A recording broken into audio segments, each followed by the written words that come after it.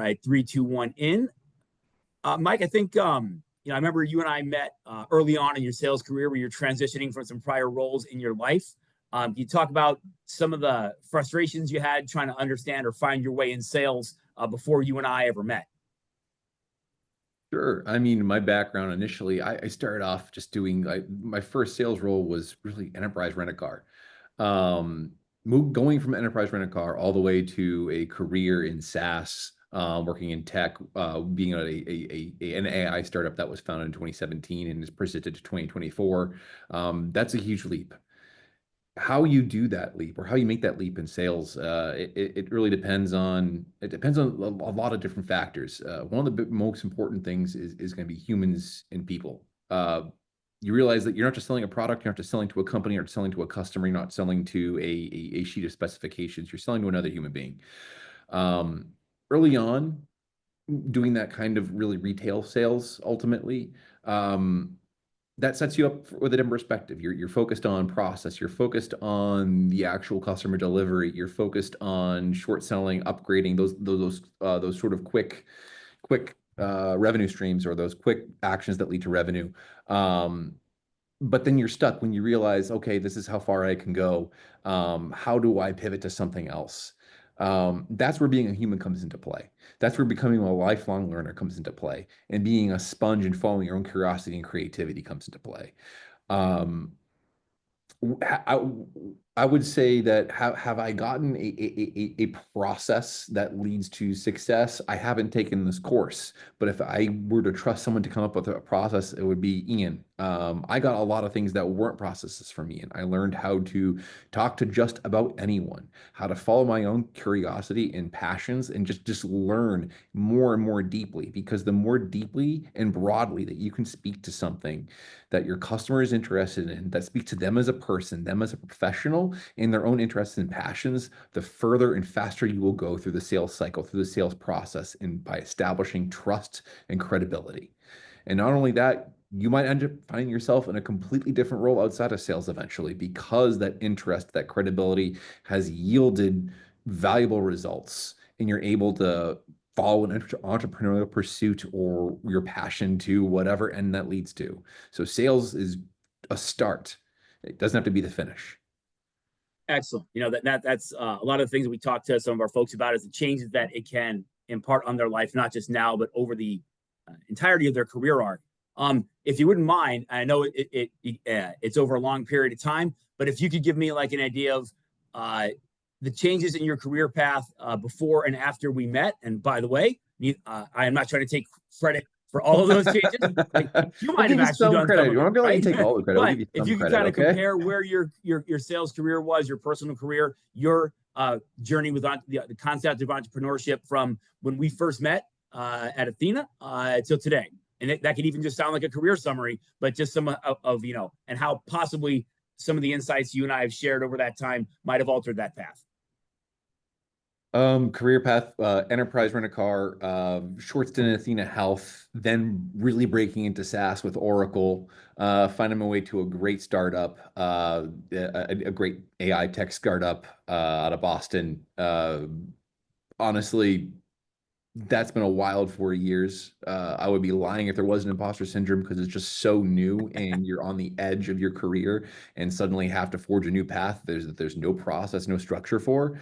That's the true challenge. And that's actually the goal, is to reach that point where you're right on the edge of your board, toes over the edge of the board, figuring out what's next and being the executive for yourself and for the stake in a company.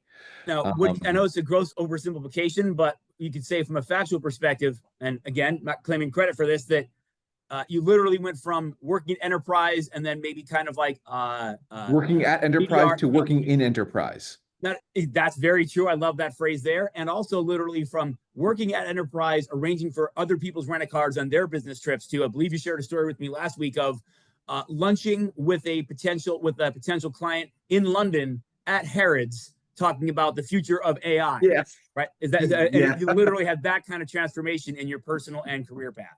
Yeah. Straight up, when I met Ian, that was the first time that I met a real salesperson.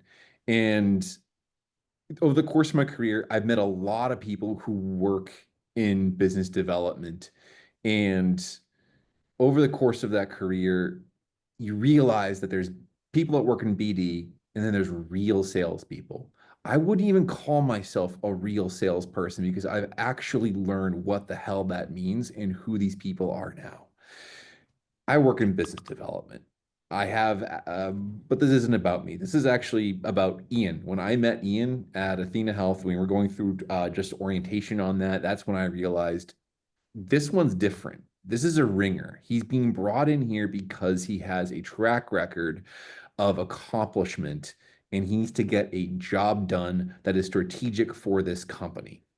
I met somebody, a true salesman, whose value is not in delivery and process, but in achieving results that cannot fail. He was a strategic asset to this enterprise. I have met other people since then who have been strategic assets to their enterprises. There's always going to be BD people on a team, but it's the salespeople that will actually rise to the top. That is not a title, that is an achievement.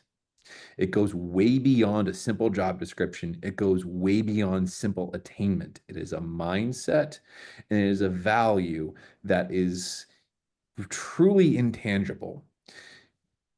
Salespeople will realize that value or that tangibility will only be found in critical moments, moments when there are customers, investors, and executives all in the room.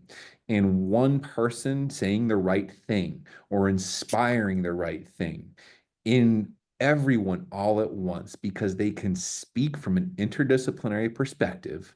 They have a knowledge set and a background that complements every single person in that room, and they're able to read and understand and communicate very precisely, very profoundly, in a very short space of time that aligns everyone in that room.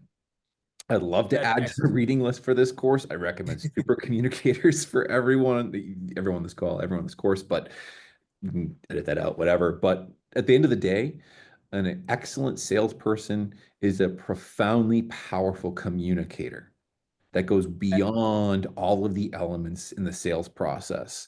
Communication and delivering the precise impression that's needed at the right time. That's what you can learn. That's what I learned. That that's excellent. And I'm very selfishly, I'm glad to hear that because I do think that's an incredibly important part.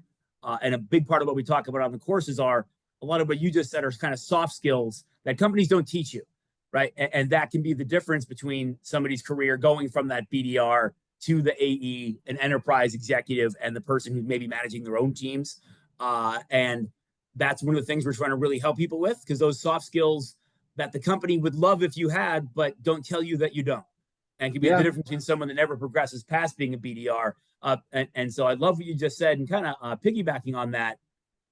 Who do you think, if you were to come up with like a theoretical scenario, like what kind of people might benefit best, in your opinion, from getting exactly those kind of skills, those insights, in their career? Like, tell me about the person who isn't getting that help and how getting that help might change it. Now, that's kind of opinion based, but go for it. I think that there is an underserved element of folks out there. Basically people who make the extremely rewarding and awesome mistake of pursuing a humanities degree in their undergrad.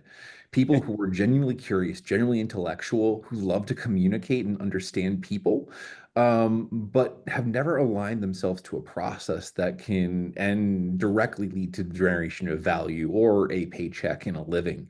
There's a huge difference between, making, writing a book, becoming an author. I hear you can make hundreds of dollars doing that. But you can take actually the same mindset, skill set, and thought that goes into producing that narrative and driving that into sales can be wildly and surprisingly rewarding. I had no idea that I had the sales bug until I was in the middle of it out of necessity for finding my first job. Luckily, that maybe that's the dopamine rush that you're looking for. It wasn't just about the money. It was about, wow, I can do something.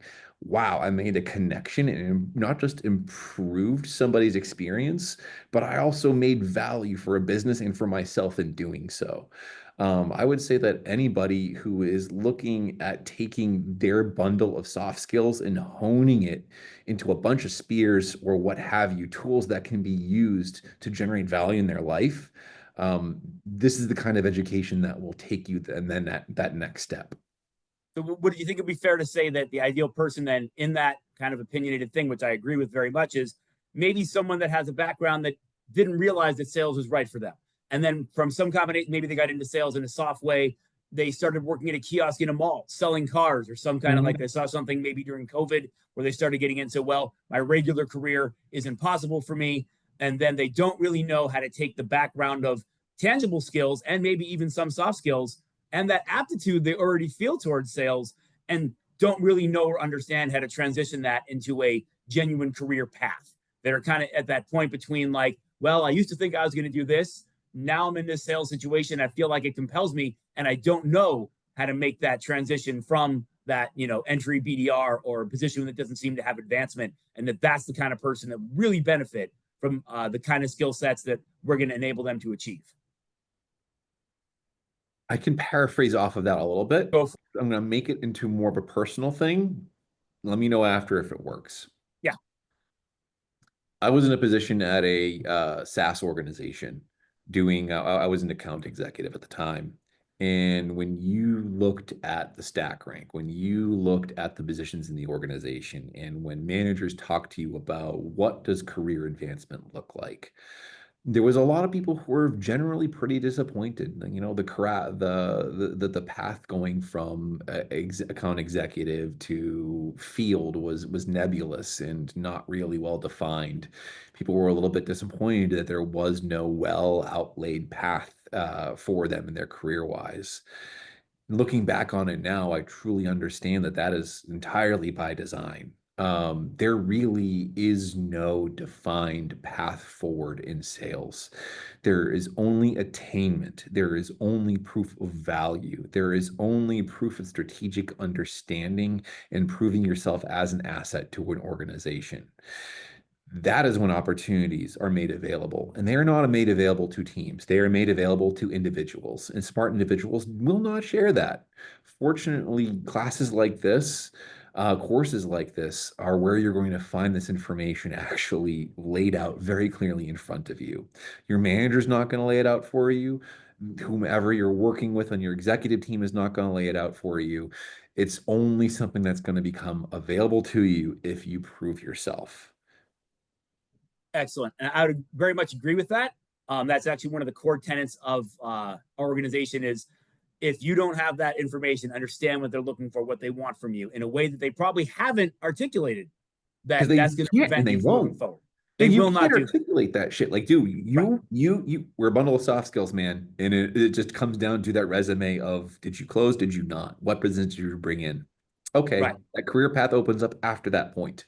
It's all closed doors, man. I know people that made a shitload of money in those roles, and it Yep, was all closed doors. absolutely. And I'm really glad you brought that up because that is something else we'd like to focus on is people who don't understand. Well, heck, maybe I'm hitting all my KPIs, right? I'm making my outreach calls. I have set a certain number of demos. I have closed a certain number of my account. I'm over quota. Why am I not moving up the food chain? Like what? And exactly those kind of soft skills that in the back of their heads, your direct reports are really wanting you to have, but they never articulate. Yeah. And then how do you close that gap? And that's exactly the kind of things that we're going to help our people do. I'll take a little pause right there. Mike, that was great. Brendan, I see you're muted there. You want to step in? Are there any other talking points we'd like Mike to address? I think that what we have so far, we can kind of edit into the narrative that we're looking for and got some really, really good content. Brendan, your thoughts? Yeah, no, I thought that was great. I appreciate you taking the time, Mike. Just one other quick follow up question to the ones that Ian had.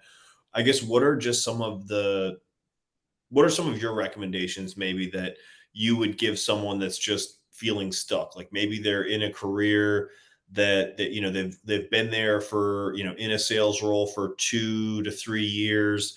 They're kind of hitting this income glass ceiling where they feel like they might not be able to ever shatter through that and reach that like next level income. They've maybe they've even tried to, advance themselves at their current organization, but, haven't been given that role. Like, what would be maybe your top, 2 or 3 just pieces of advice, for that person on how to take the next step?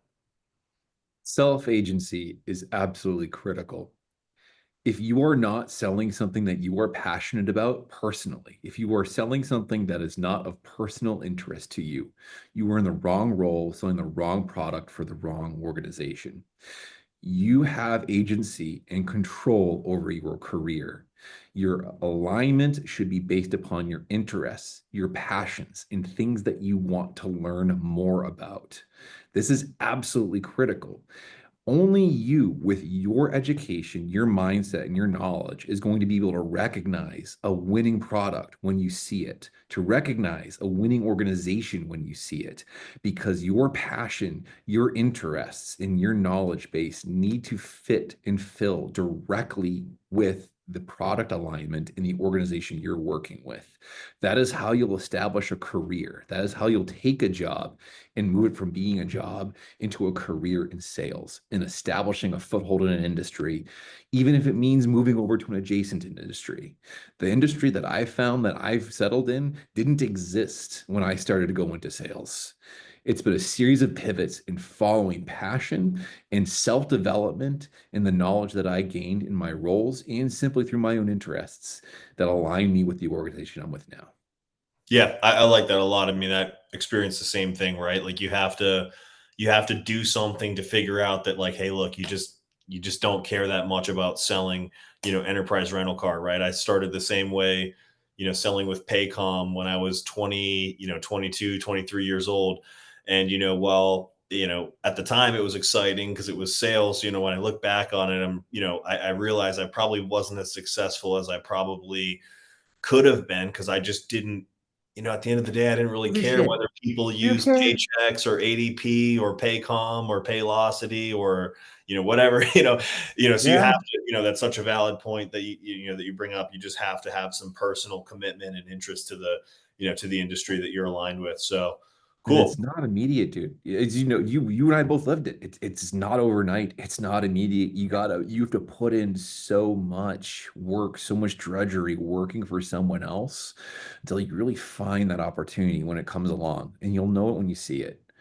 For me, it was taking a $90,000 pay cut to go to an organization that just looked bizarre. What the heck is this startup? They're doing AI for skin cancer. I need to find out if this is a scam or not. I need to dig into this and find out. And then 4 years later, I started up an entire org within this company to go after a new industry. That was a massive achievement in of itself, personally.